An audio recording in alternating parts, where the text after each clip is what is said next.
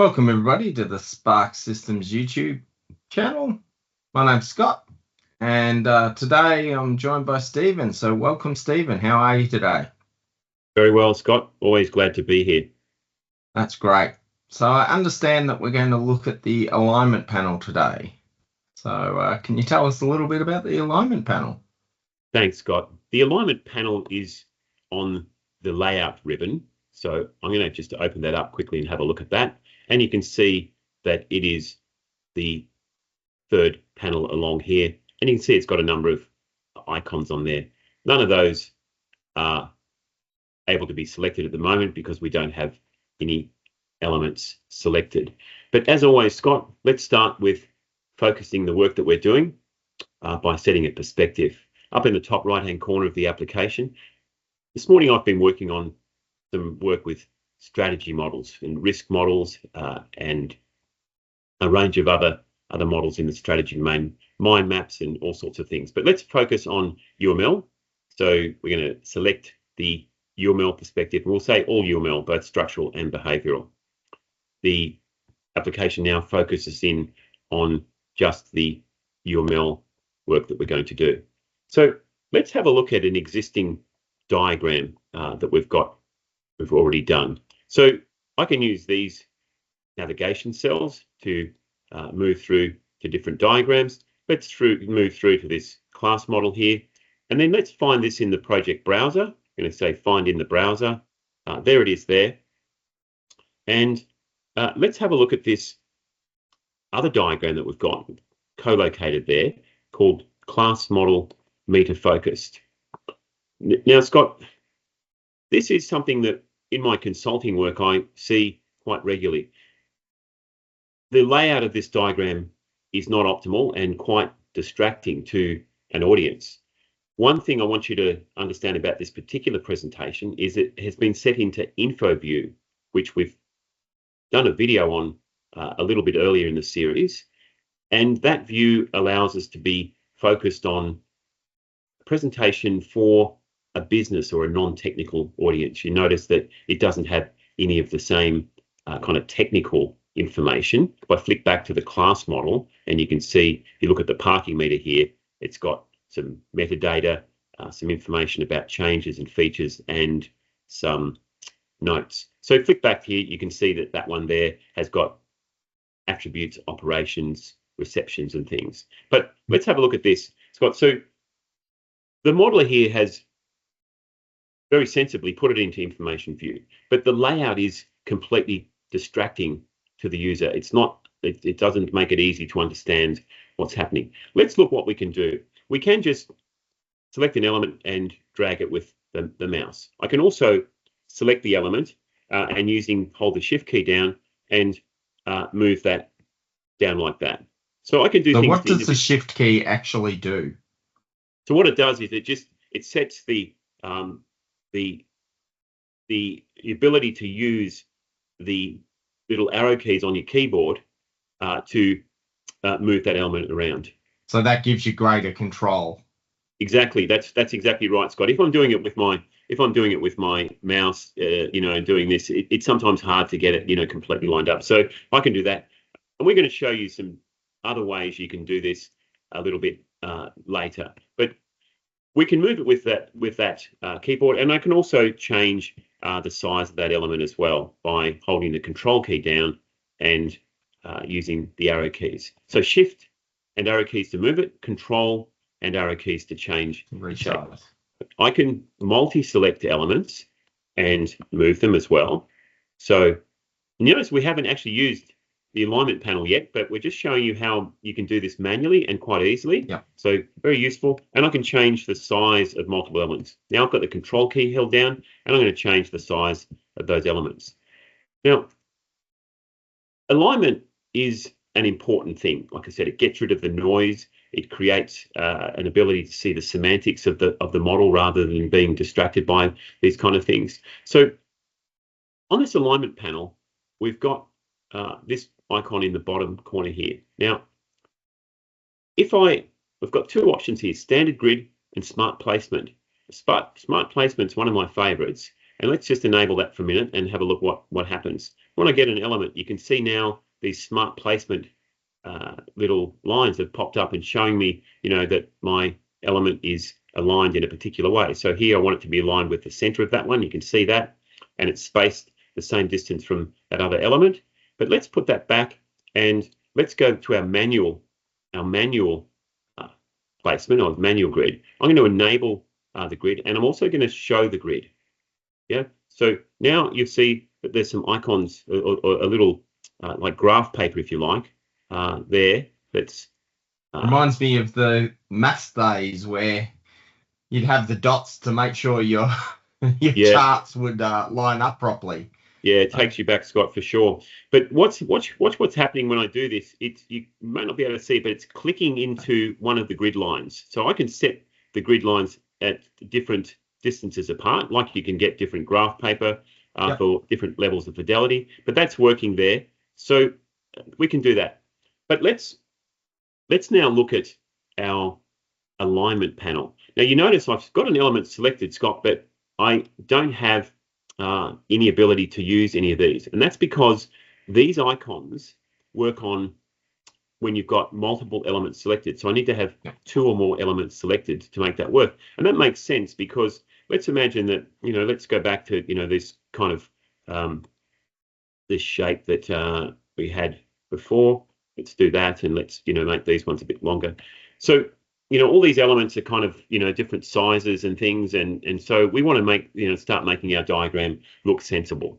So one of the first things I'm going to do is I'm going to use the alignment to line up these elements here. They look like they should be lined up together. The parking meter has a display and it's got a park payment reader. I'm going to multi-select those elements, and I can lasso them like that. So the lasso will operate to multi-select them. I could also, select them individually, and I could say I want to select that element. I hold my control key down, I want to select that element, and then this one. And so I've got the option to lasso like I did, or to multi-select. Let's do that. And notice, Scott, that one of the elements has got this stippled border around it. That will act as the kind of the base element or the template element that you want things like alignment to work from. So let's say that we want everything to be lined up in line with this display element. So I can now click on this one, and now I'm going to use one of the alignment tools. And you can see here that there are a number of tools. And one of them is this one here to say that we want to align them vertically. Let's choose that one. Yep. And you can see that they go into alignment.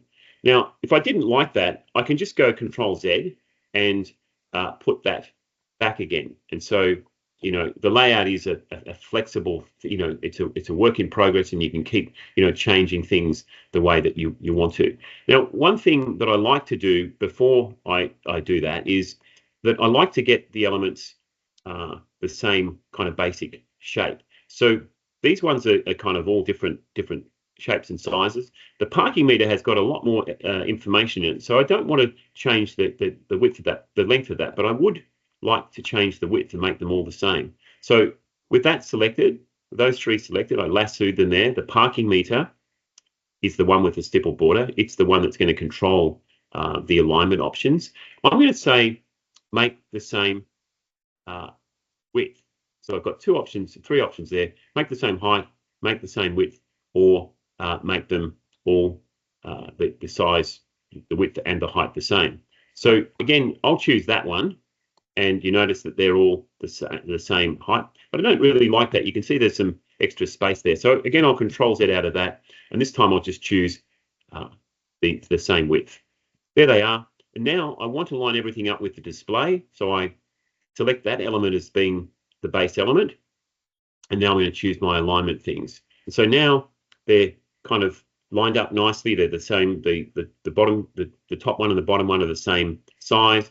The parking meters are a little bit longer. But Scott, look at the layout. They're not. Yeah, I was going to say, can you space them evenly or make them so that they're not so bunched at the bottom? Yeah, exactly. So I could do that manually by just selecting the parking meter one. But there's some magic in here. One of these options here is evenly spaced selected elements vertically. I've got an evenly spaced horizontally as well, but we want to space these vertically. So let's do that. And now, yeah, presto, we've got something that's starting to look like all the noise has gone out of it. But we've still got an issue with our vehicle and our motorist one. So again, let's think about how we can do this. This motorist one is too wide. This one is too long. Let's just change this. I'm holding the control key down. Let's get it into a shape that we think is, kind of a good shape for it to be in. Let's make it that shape. So now, using that, I can multi-select these two. I want things to be based on the motorist element, that shape. I select that element. I'm going to say same height and width, so I can do both of those together, and they will change to the size of the motorist one. And now I've got them there. Now I want to align them with the parking meter. So I can select the parking meter as well. I've got 3 elements selected now, and the parking meter is the one that will be the basis for the template or the alignment. So now I'm going to use this one here. Notice that they're different. They're different heights, but I've got an option here to say horizontally aligned centers of selected elements. Right. Select that one. Done. And Scott, as you asked before, let's change the alignment now. Now, this isn't the vertical alignment. This is the horizontal spacing, right? So let's do that. And there we have, with a few strokes, we've got a diagram that starts to look really professional and gets rid of a lot of the noise that we had before. So theoretically, you could have a developer come in and get the technical content right, and a BA or someone that's better with the layout to just come and make a few changes and make it all look neat and tidy as well, especially given EA's a team environment. Absolutely, Scott. And, you hit the nail on the head there, because I have worked on projects where, as all projects do, they're running close to their scheduled time. And, there's people that are doing lots of technical work, as you said, and they need to get the technical things in. And we've set up what could well be described as a production line to say, look, get the technical guys to put this information in, get the architects to put their information in. And rather than them spending all of their time, adjusting these models so that they're professional, especially if you've got contractual requirements where, you have to produce a document, and EA can do that for you. The presentation of these elements can be done by, as you said, a business analyst or someone, even one of the the junior people in your team, to get to use the tool. So that's incredibly useful. Let me show you this option here. We use the standard grid there, and that's very very powerful. Let's disable that and enable the smart placement. So turn that grid off for the moment. You enable the smart placement. Now, if this one was over here, I can very quickly do this. It's going to be aligned. You can see that it's aligned. It's aligned horizontally with that element, and the other one that's there as well. It was just where it was. So basically, providing guidelines so that the minute you drop the element on screen, it's perfectly lined up for you. Exactly. So we might say, look, I want this one above. Someone might come along and say, I want this vehicle element above the motorist there, and you can see now that those smart grid things will show me exactly where that's going to go. Yeah. Now, the other thing is, Scott, there's one other thing I want to show you, is that sometimes elements overlap with each other. And, you can, if we have an element that's overlapping for some reason like that, and we'll show you an example of it. Actually, I might show you a different example that might be useful to look at. Let's look at one of our test data ones, and this is one we did in an earlier video. I've got these elements now, and they're placed on top of each other, but we've got transparency set up. But I can change the Z order of them. So if you look at this, I can change which one of these elements is above the other one in the visual plane. So I can fix this up because that's hidden there. I can just change the transparency on that so you can see what's going on there. I'll change that one to 25%, and you can see, or let's change it to 75%, and you can see that element is behind the element representing the esplanade. So that's the Z order there, and I can see that over in the properties window here in the object Z order. So that's showing me the order of those elements as well. But it's very useful to be up there in the alignment panel, and quite often. So theoretically, you could have 5 or 6 elements all on top of each other, and you could specify which one comes to the top and is visible. Yeah, exactly. Especially when you've got elements that are nested. Let's have a look at our requirements model. It's an example of that, where we've got these elements that are in front of this one, and you might have this one that's got elements inside it, and so you want to make them the visual order, the visual layering to be correct. So that's the alignment panel there, Scott. Very, very useful. And always remember this option, that you've got this different standard grid and smart placement as well. So a couple of different options there, and all of these options to align the elements, the top of the elements, the sides, the left side, the right side.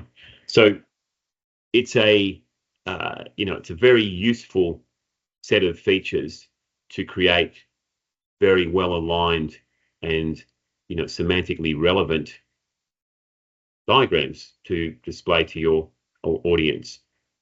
I noticed there are similar icons on the top of the diagram there for lining up, and I thought I saw it on the context menu before. So do they all offer similar functions, Stephen?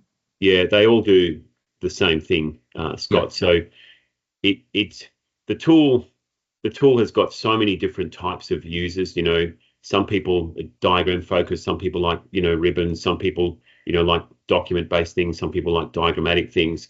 The tool is so flexible, and you're right, there are lots of other places where you can do these kind of alignments right here. There isn't the complete option there for all the things, but they're the kind of main ones you want to use. And you did mention the context menu here, and we've got these things: align left, align right. This is the full basically the full set of them there. So different different feature locations for different people, but the feature itself is exactly the same. Yeah. Well, that's fantastic, and it makes diagrams look much neater and tidier, and it can all be done in a few button clicks. So that's fantastic. So I'd like to remind our audience to click like and subscribe. Please leave a comment if you have any ideas for future videos, if you have any questions about things that you've seen, or you want to know where you can find out more information about how to download Enterprise Architect, or how to purchase, or how to find out more information, please leave us a comment. Thanks very much for all your hard work today, Stephen. It's been great to take a very messy diagram and make it tidy and make it look beautiful in just a few clicks. So I appreciate that. Thanks so much. Always a pleasure, Scott.